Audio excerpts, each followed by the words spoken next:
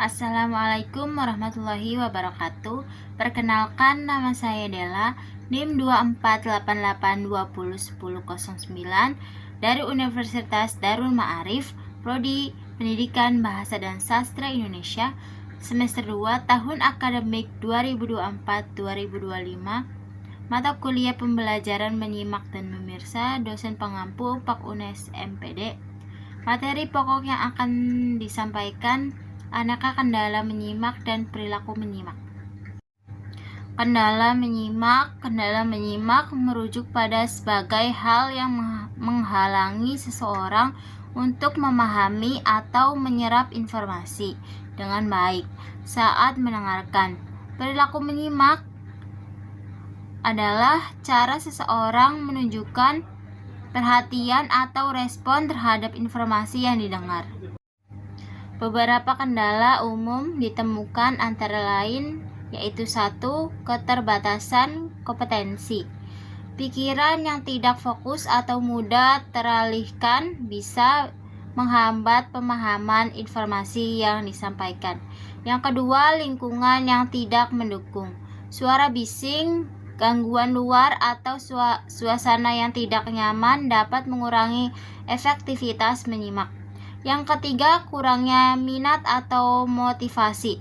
Ketika seseorang tidak tertarik dengan topik yang dibahas, mereka akan lebih sulit untuk menyimak dengan baik.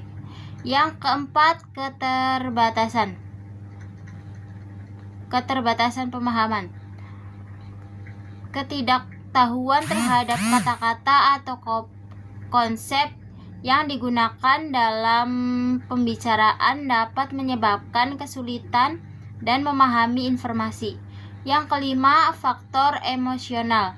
Kondisi emosional yang tidak stabil seperti marah atau cemas dapat mengganggu proses menyimak.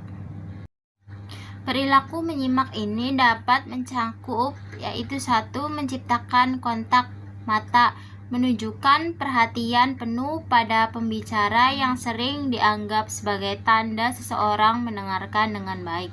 Yang kedua, memberikan isyarat nonverbal seperti anggukan kepala, senyum atau gerakan tubuh lain yang menunjukkan bahwa mereka mendengarkan. Yang ketiga, mengajukan pertanyaan atau klarifikasi. Setelah menyimak, seseorang yang aktif akan bertanya untuk memastikan pemahamannya atau untuk mendalami topik lebih lanjut.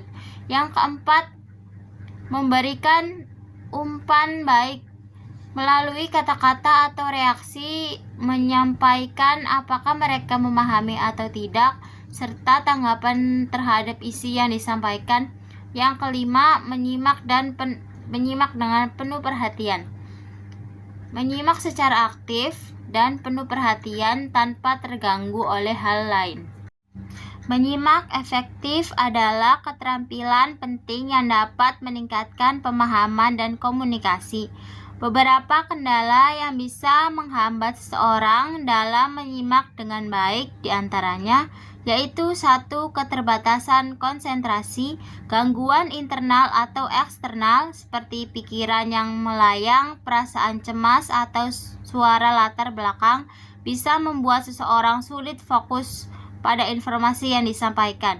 Yang kedua, kurangnya ketertarikan. Ketika topik yang dibahas tidak menarik atau tidak relevan, seseorang mungkin akan merasa bosan dan tidak aktif mendengarkan.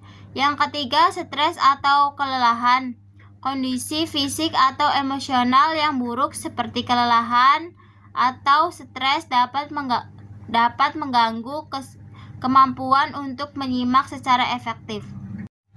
Menyimak faktual bertujuan untuk memahami informasi yang bersifat objektif dan rasional.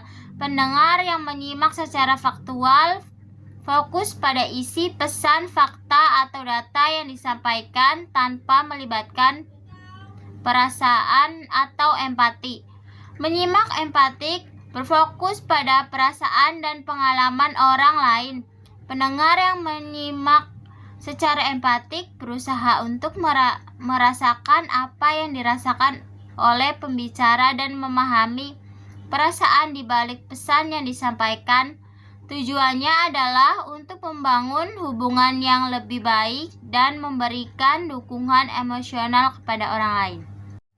Hal-hal yang dapat meningkatkan perilaku menyimak, fokus, dan hilangnya gangguan. Yang pertama, menghilangkan gangguan eksternal. Yang kedua, fokus mental mengembangkan keterampilan mendengarkan aktif. Yang ketiga, memberikan umpan balik verbal atau nonverbal. Yang keempat, mengajukan pertanyaan klarifikasi. Meningkatkan kesabaran dan menjaga keterbukaan.